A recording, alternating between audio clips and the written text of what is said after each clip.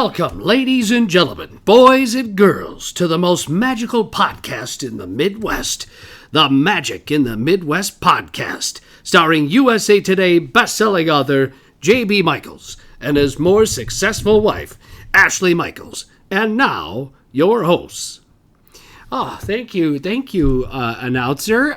Yes, this is the Magic in the Midwest podcast. This is Magic in the Midwest podcast number 63. I am JB. And I'm Ash. Okay. And today we have more Universal fun for you, since we're still making our way through Universal Studios, Florida. Again, ladies and gentlemen, please make sure to check out all the works of J.B. Michaels. Okay, I've written 14 books, cozy mysteries, action adventures, supernatural thrillers. If any of those titillate your interest, make sure that you look those up. J.B. Michaels. Google it. My books will show up. Also, ladies and gents, I write books, and I also write insurance. And one major line of insurance that people have been buying up lately, and one I think everybody should have just, to be safe, is life insurance. Everybody, life insurance is important, especially if you, it's important at all times of your life, but especially if you're a new parent and you've got young kids, you just want to make sure that they're set up should something crazy happen. Also, you could buy a whole life policy for your little kids, for your little ones, and that will accumulate cash value over time, and they could have a little bit of savings when they get older. So that could be something to look into as well. Okay, now let's keep going. Shout out to... Yes, I was getting to that. Okay. And here's the craziest thing, right? Here's what we're gonna think here.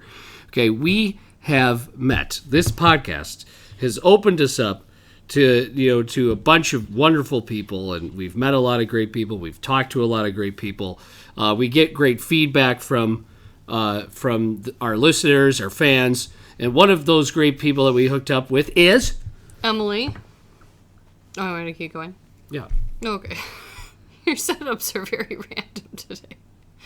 Emily at magicalmousetravel.com. That's how you can contact her via email. She, like JB said, is someone that we have come in contact with through the podcast. She is a friend of ours. She is super great.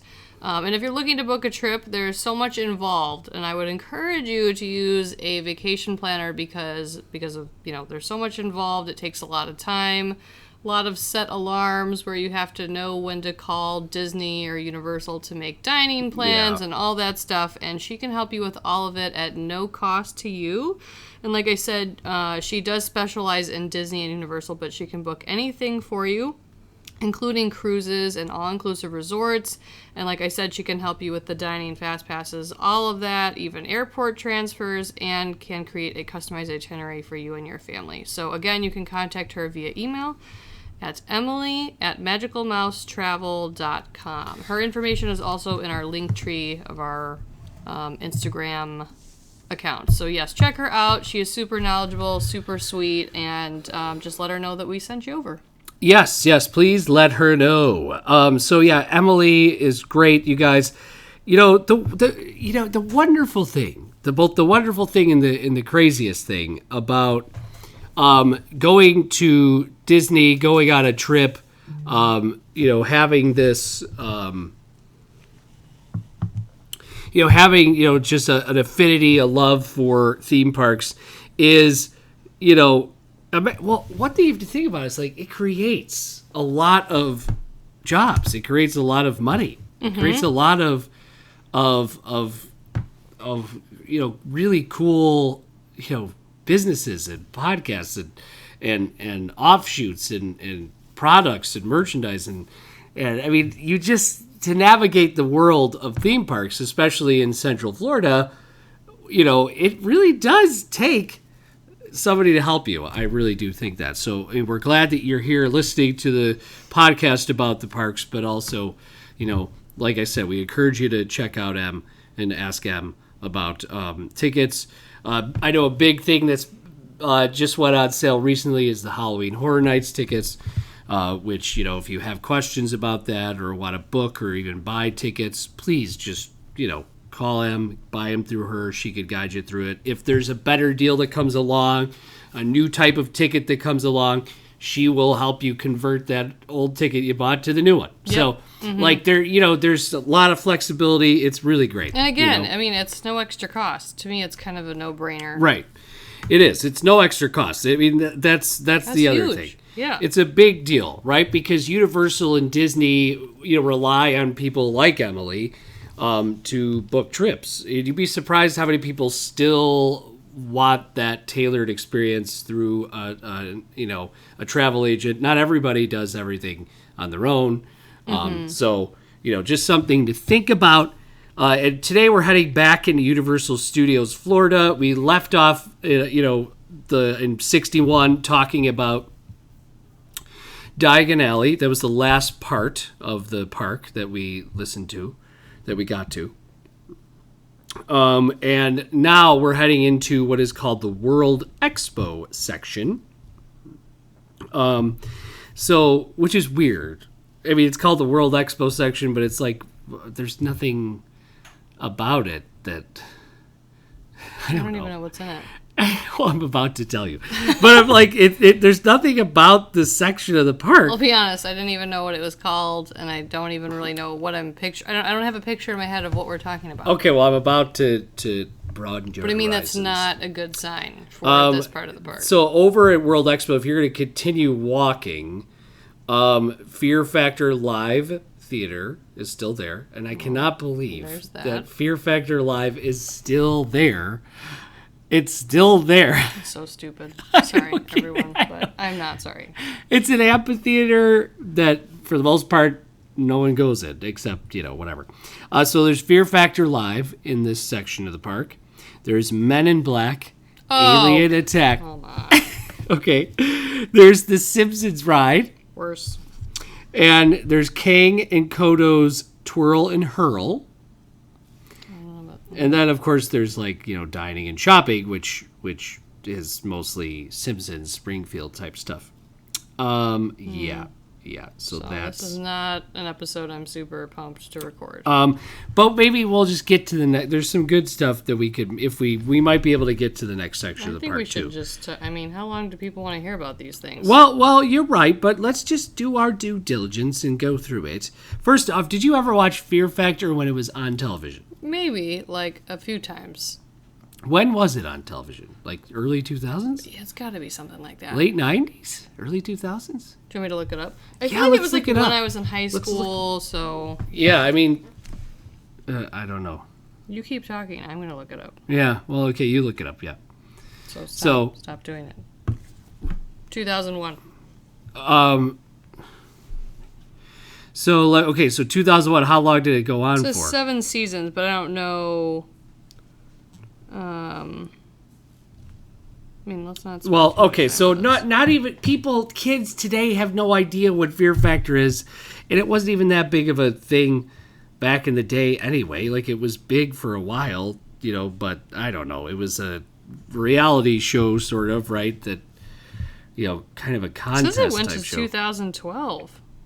It probably did. It just, probably... Maybe weren't there, other, Fear Factor, whatever edition? Yeah, probably something like that. Survivor. Yeah. Yeah. So apparently 11 years. It was NBC's, Universal's answer to things like Survivor or whatever. Okay. All right. So now the pictures showing up on the things I Googled just now. It's spiders on people's faces. And, right. Okay. So they still do stuff like that at the show, at the normal show, which is just strange to me, but whatever. But they use this amphitheater for shows for Halloween Horror Nights, though. So They've had the Is that the one where Bill we saw and that Ted really show used to stupid be show over there, and where we that got dance jammed in? show. Oh my gosh, it was so bad. What was the name of the dance group? I don't know, but it was bad. Yeah, but So- it was like lasers and dancers and whatever. Not apparently. Obviously, Ashley did not like it. No, So- well, we were like packed in like sardines, and it was super hot. And the show had like nothing to do with anything like it was called. It was just this random. I mean, I'm not saying that the people in the show weren't talented. They were talented, but there was like a misconnection in terms of like what we're calling this, what it is, and how it in any way ties into Halloween Horror Nights. Yeah. I was just Yeah. sort of like, out of all the things I could be doing, I think I'd rather be on Men in Black than be at the show. Right. And that's pretty big. So It's a I'm pretty just not big like deal. a show person unless they're really good. I like the makeup show they do. Yeah, that's fun. So this amphitheater, it serves a purpose. I think in their minds, maybe it's a crowd. It sucks up crowds. When their shows back up, like I guess it would help with that. I don't know. I don't know how popular the Fear Factor live show is. Still, I doubt that it is. No one ever talks about it. Like no other blogs or vlogs or podcasts talk about it really. It's just sort of something that's been around that people are just okay. It's still there. Wow. It's so weird though, isn't it, that they keep Fear Factor live, but they shut down like Jaws and all these like they keep things. Well, I'm sure that the space and where it was what I Right, mean? That right. was the main factor there. Yeah. So odd, but whatevs. Okay. I mean, put a Harry Potter show there. Like, do something else. In that theater. And if you notice, that theater is just benches. So it's not like you're sitting at actual chairs or like No. plastic chairs, like at a ballpark or something. It's just benches, and it is sort of uncomfortable after a while, because you're I'll put it sitting this at a way. bench. It'd take a lot for me to walk back into that place. Right. So even if everyone else does, I'll be like, I'll see you guys later. See you guys. I'm gonna be out here. I want to go get a drink. At Finnegan's. That's right. At Finney's. Okay. So that, of course, the big, huge area. Okay. The big spot. Huge building. Takes up a giant footprint in the park. And that is Men in Black. Alien Attack. So Men in Black, Alien Attack, you guys, is The worst. I don't care if you like it and you're listening to this. You're wrong. I mean, it. Okay, it's a shooting game, and Right. so there's uber competitive people that want to beat scores and stuff like that. But I feel like if you have a brain, you cannot take a step back and look at this and say it's good. Now, guys, you know how I get Slytherin, but it's bad. Slith over here. I don't understand the people that love it.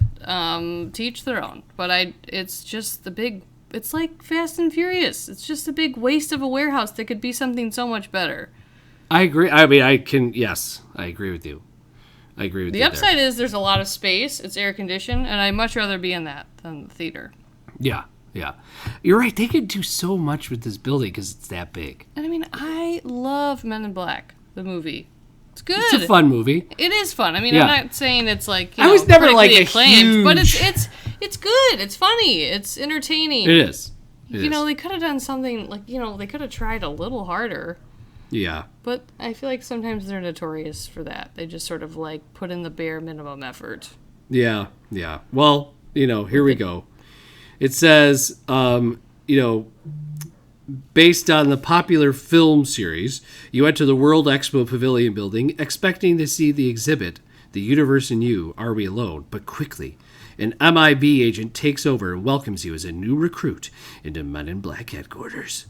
Of course, then you get on there. You're supposed to. There's the big crazy outbreak, and you've got to go shoot all the aliens. So Like nothing is even happening. There's like no sense of urgency.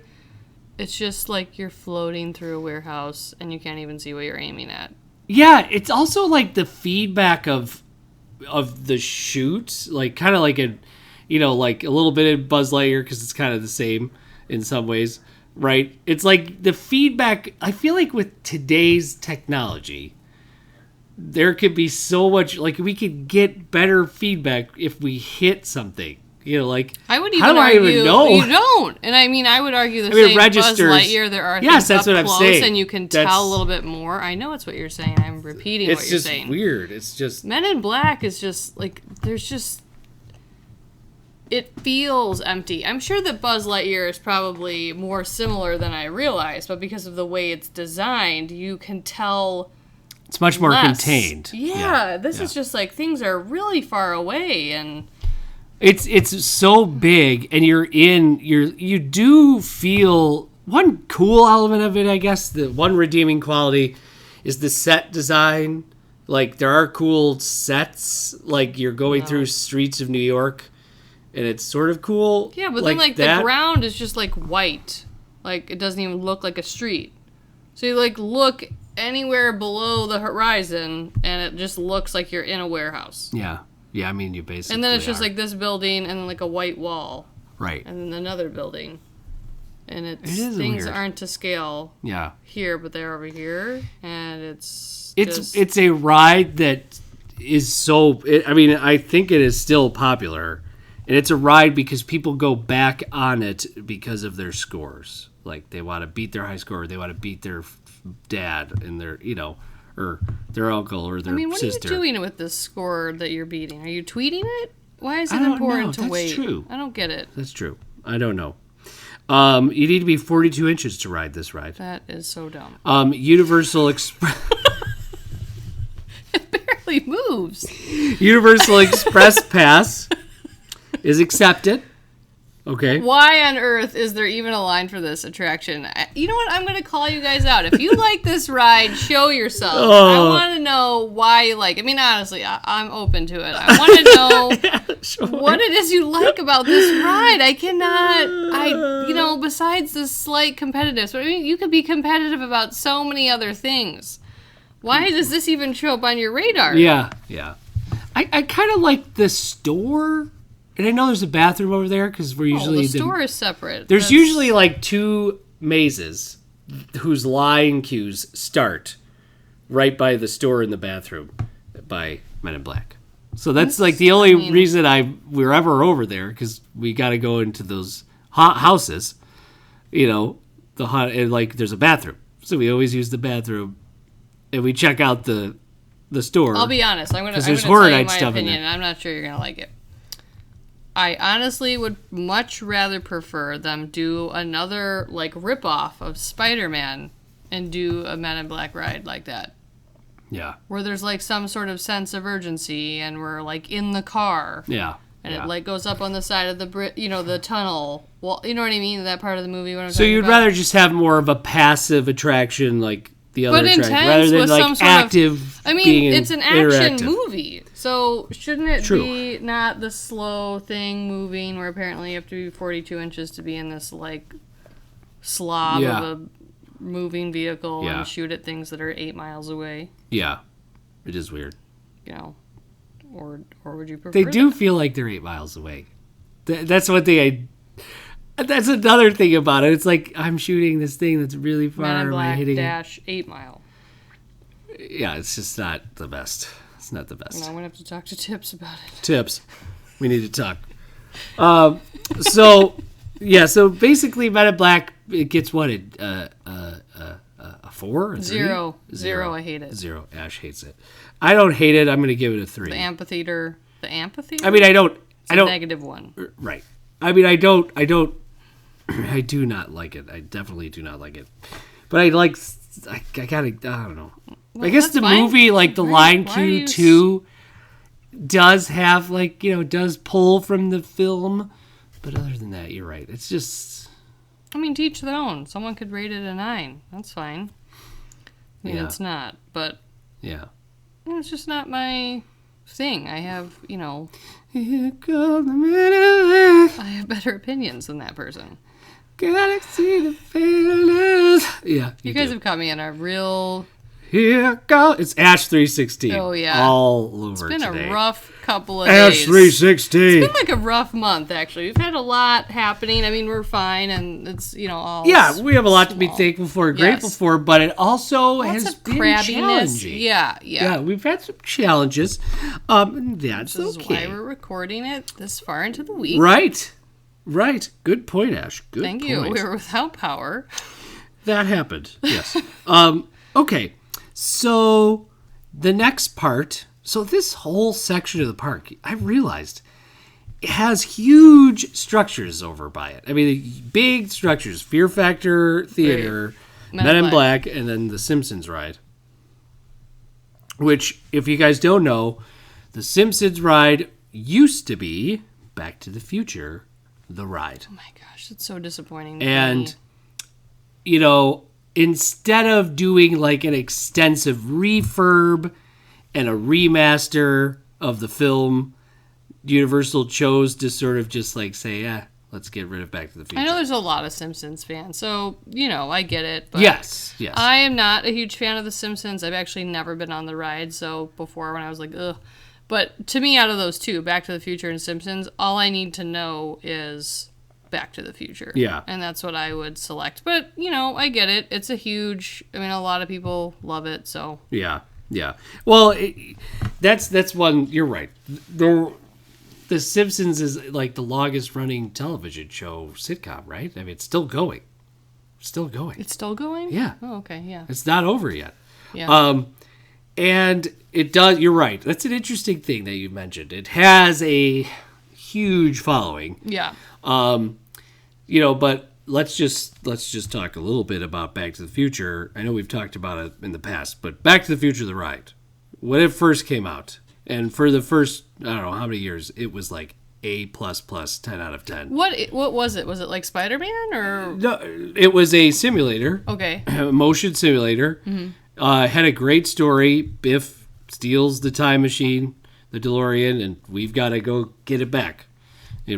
Doc made a new time machine for us to use, and he's like, remote controlling it. And what was great about the ride is that you were in the DeLorean. Like, the flux capacitor was there. I mean, if you're a Back to the Future fan, I mean, I don't know. Back to the Future is always on television. Like, if people love this movie, It's studied in it's film like, classes. yeah, it's just this really big deal. Like, I don't know. It is a big deal. Yeah. Doc Brown's hair is a big deal. Marty. Yeah. So, I mean, it really is. It is. You know what I mean?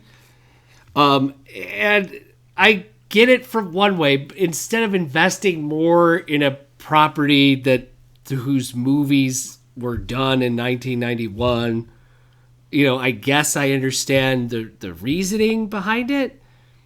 Because when Back to the Future, the ride debuted, the Back to the Future trilogy was still a thing. Like, Back to the Future Part 2 had come out, and then 3 had come out, and like Back to the Future was still in everybody's psyche, like it was still a thing. I guess now, Universal's strategy is to like swap things out more, except for Men in Black, they just keep. But, so. Well, I mean, they kind of do this if there's no need to swap it out because there's a long line Right. and people tend to Right. like it because they're all brainwashed, then we're going to leave it. Right. So, Back to the Future, the ride was really great. And, I noticed towards the end, like, as it got older, it got a little more jankier, and you could tell the screen, because you're basically in a giant dome Right. theater, and everybody's seeing the same screen, and you're flying through, simulating it. I mean, it's the first time it went out, it was so good. Like, it was just like, first few times, I was just like, this is amazing.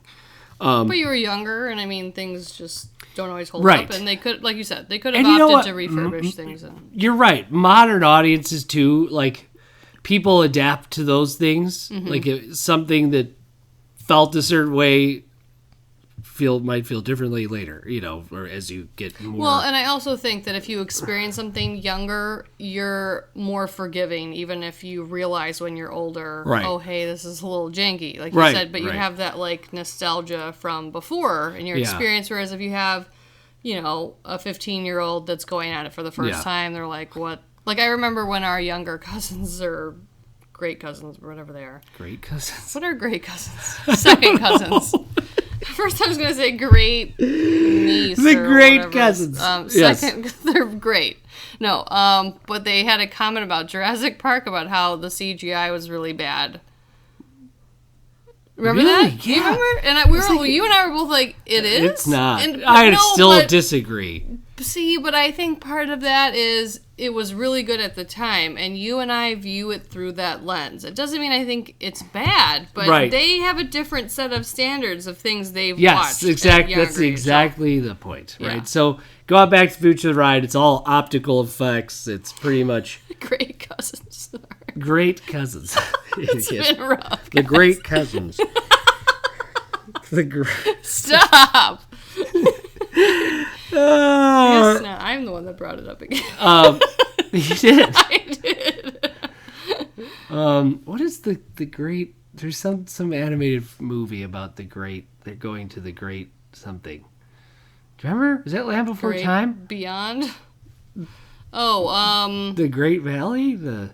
No, I don't remember. yeah, something Valley. Something Is like it the that. Great Valley? I don't know. Oh my gosh, Nick watched that every week. Oh, Nick. He still does. So basically, the whole Back to the Future, you used to have like the engine, That could. the steam engine from Back to the Future Part 3, the time machine. Do you Okay. remember that? And they used to have think I've Doc ever Brown. Back to the Future Part 3. Doc Brown still shows up in the parks, but they used to have Doc Brown over there all the time. It was a big space, a big building. So, Universal was really big. At one time, and they still do this from time to time. They still go for licensing deals. So they reached out to 20th Century Fox. Ashley just burped within her giant brontosaurus neck. It was the weirdest thing. Like I literally heard you the see burp it like traveling in down? her neck. It's really strange. But It's anyway, a long way to like echo down. So they reached out to 20th Century Fox, said, "Hey, let's get the theme park rights for The Simpsons and put them in Universal Studios Florida. How cool would that be?" And Fox was like, "Sure, let's do it." So they did, and this was before Disney owned Fox. So this is yet again another property that Universal pays Disney for to have in their parks. Interesting, isn't it? So they have the ride. It's the same thing. It's a simulator.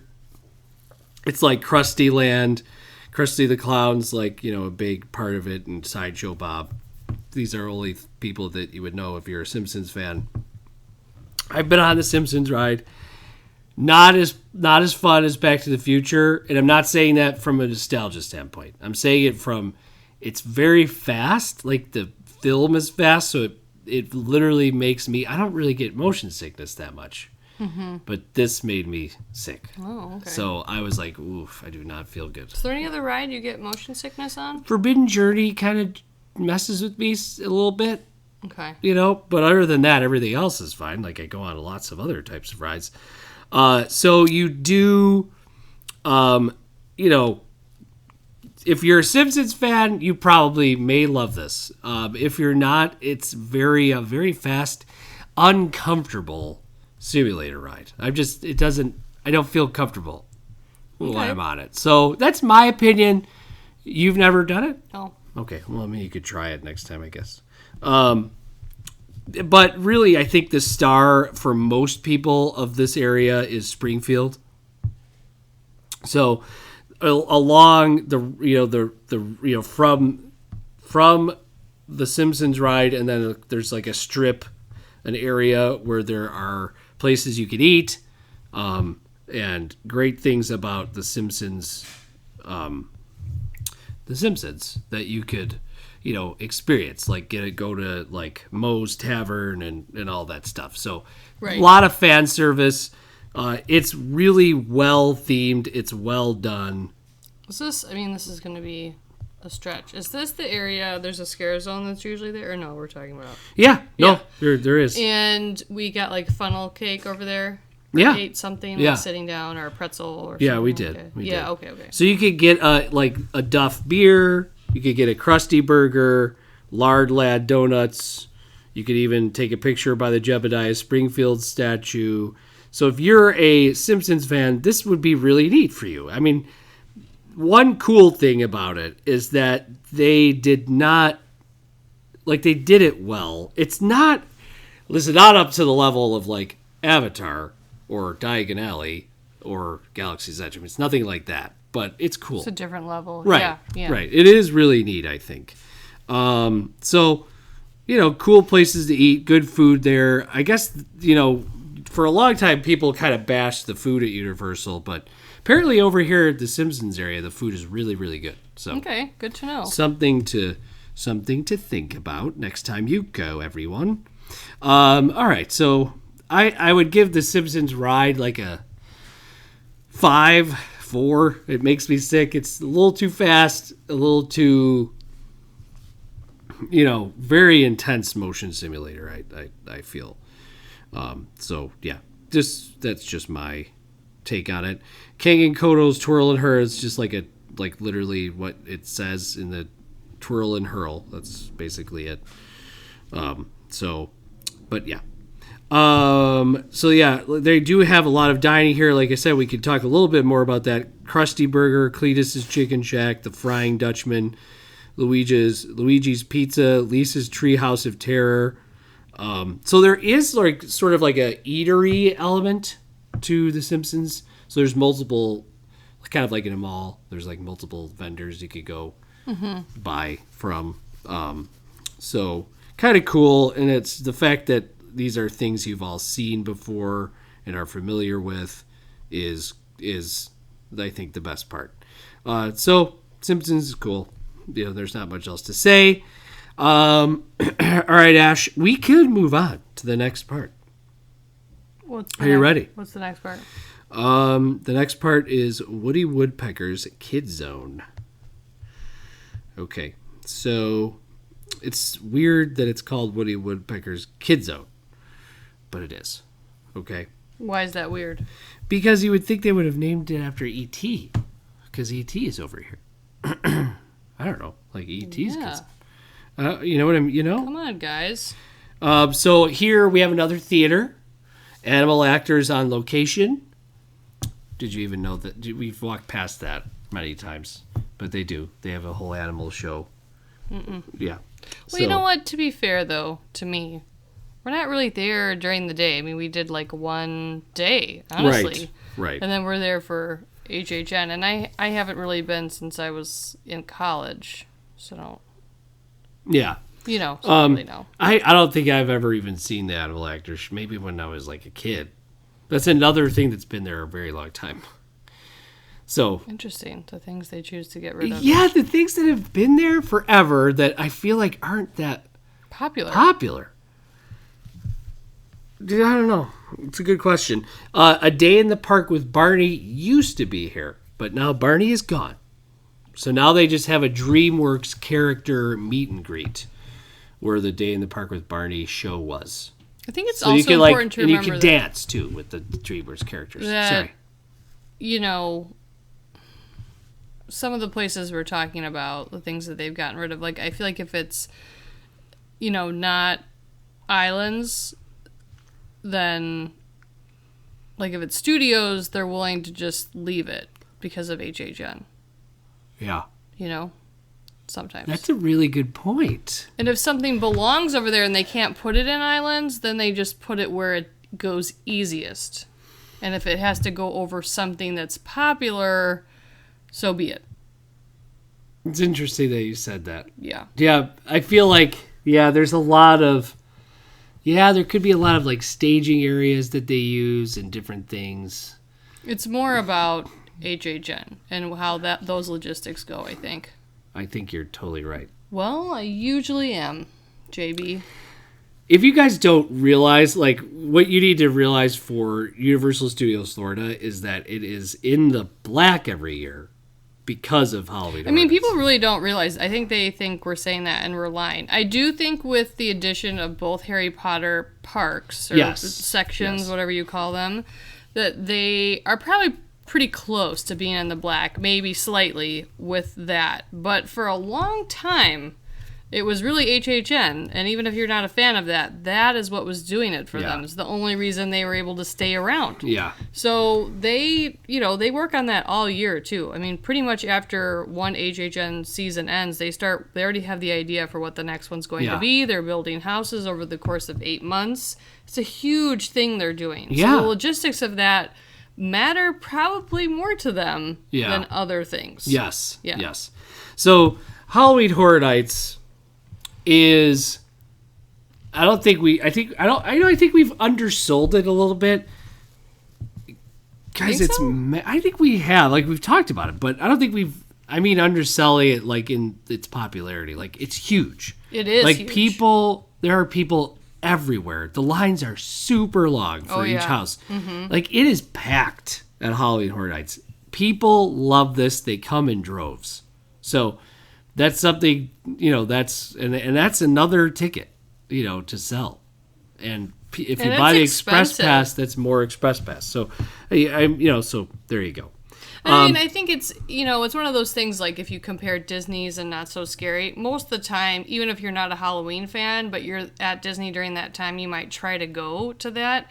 This is different. I mean, if you're not someone that likes to be scared or, a Halloween person at all.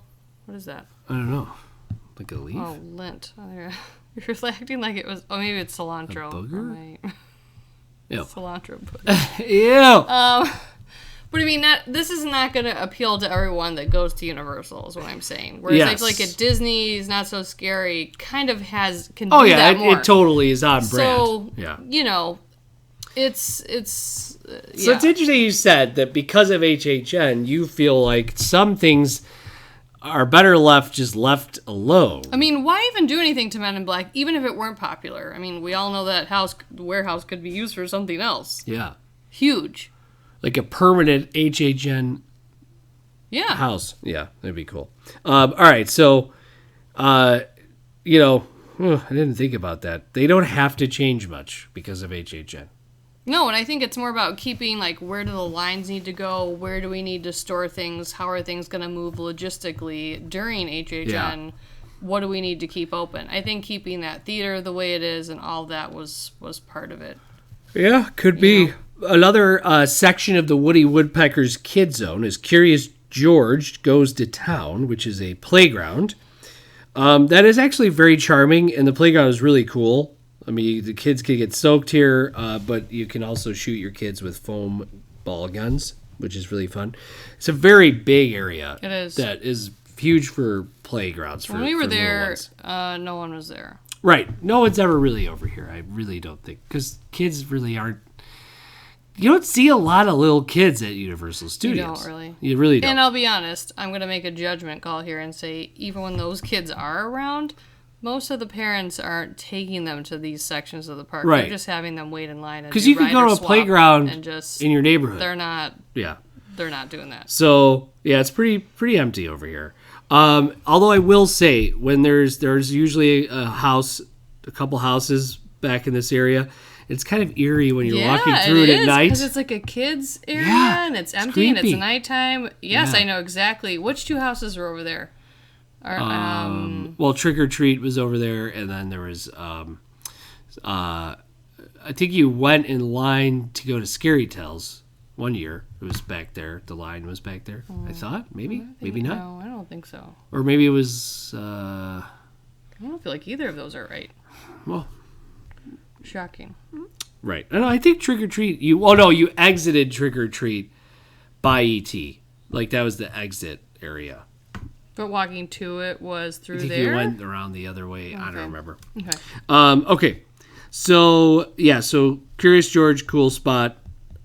Ash loves Curious George, the cartoon. So no, I don't. Yeah, you do. I don't love it. You always say, I really like this when Harrison watches it. Okay, well, I really like it. I don't love it. I really like this. Well, it's one of those shows that I am more tolerant of. You know how that is if you have kids and they want to watch the same stuff all the time, or certain shows drive you nuts. I like Curious George. Yeah. And Harrison likes it. Right. Okay, and then we have Woody Woodpecker's Nut House Coaster, which is over here, which is a family coaster. Very short, but pretty cool. So that's where we get the Woody Woodpecker action. Apparently, Woody Woodpecker was that popular that they named it all after him.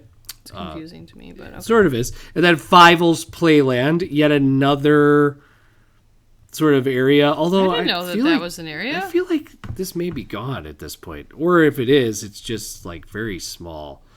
And then for me, the big part of this area is E.T. Adventure, which is the only ride from the opening of the park that is still here. Isn't that crazy? The only ride, which is absolutely insane.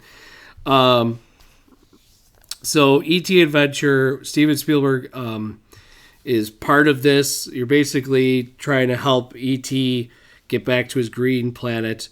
You have to go to the green planet and help E.T. save his home.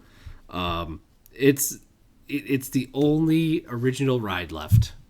It is a practical ride, all practical effects. You get on the bikes, E.T.'s in front of you. It's awesome. I mean, I love it. You wait in line, the line queue. Well, first you get your passport, and you have to put your passport, say your name, and they program your name into the passport card, right? Okay. And then you wait in this forested area. Okay, and the forested area is it's like you're a sound stage, and it's all dark in the forest. And then you get on the bikes, and you have this amazing adventure ride through the forest. The guys that are there, the government guys are there trying to find you guys and E.T. And, of course, you go flying, and you go to the green planet. That's really cool. So it's very, very, much a Disney dark ride type of attraction. Okay. You hear the music? Yes. I mean, if that music doesn't give you chills, yep, it's you're pretty a cool. monster. Yes, you are. And of course, you've got E.T. at the end of the ride, because you gave your name in the passport, and then E.T. will say your name. He'll thank you. He'll name. You guys have never done this, and we need to do it next time. I'll say thank you. You promise Ashley. me? Yeah, I'll promise. You will promise? I will promise. Or you're tomorrow. promising now? No, I'll promise you now. I promise. We'll go on that ride. Yeah. Heck Maybe yeah. when everyone else is going to some I stupid hope theater they thing. all. Yeah, I'm going on. You ET. hope they all watch. I don't know. That was close. Ash 316. So E.T. Yeah, he's like Ashley, Jim. Like he thanks everybody by name. He's super sweet because he's E.T.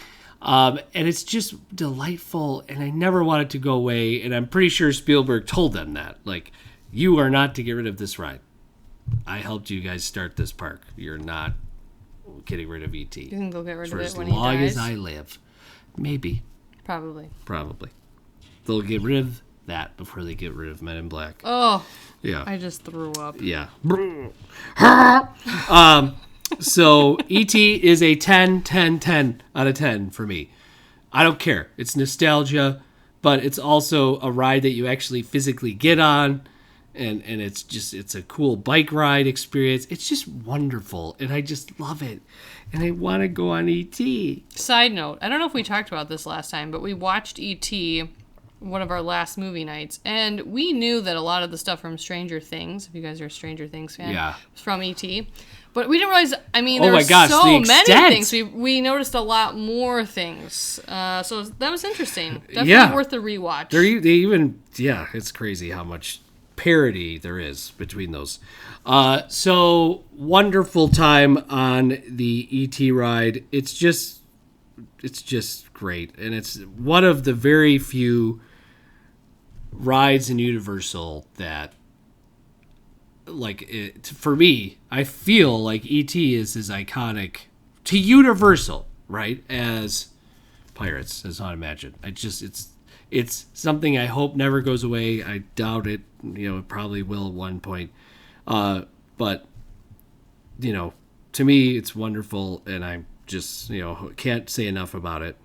And then, of course, you go into there's a little shop, and there's cute little ETs, and I bought one for Harrison when he was a little baby. Oh, I can't find it. And we can't find it. It's here somewhere, probably buried somewhere. But anyway, ladies and gentlemen, so that was the World Expo section of the park, and Woody Wookers. Everyone.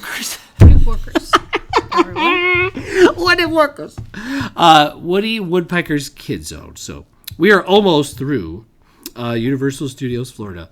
But guys, we love you. Thank you so much for being here. Thank you so much to our exclusive subscribers, our Bandcamp exclusive subscribers.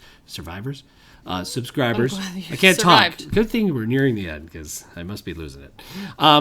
So we love you guys. We love all of our listeners. Please check out the Bandcamp exclusive episodes. Guys, we have a lot of plans for the podcast. If you want to be on the podcast, reach out to us and we'll do an interview. Okay, it'll be really fun. It will be fun. If you haven't checked it out already, check out the special edition with Matt Stalter. Matt is fantastic. It was a really great interview. He shares his love of Disney and how his family does Disney. It's fantastic. So thank you again. Ash, you got anything to add? No, that's it. All right. Please rate and review us, you guys. Apple Podcasts. Share the podcast if you can. We really could use the help on that front. And just mental help in general. So, no. From the Midwest. See you later.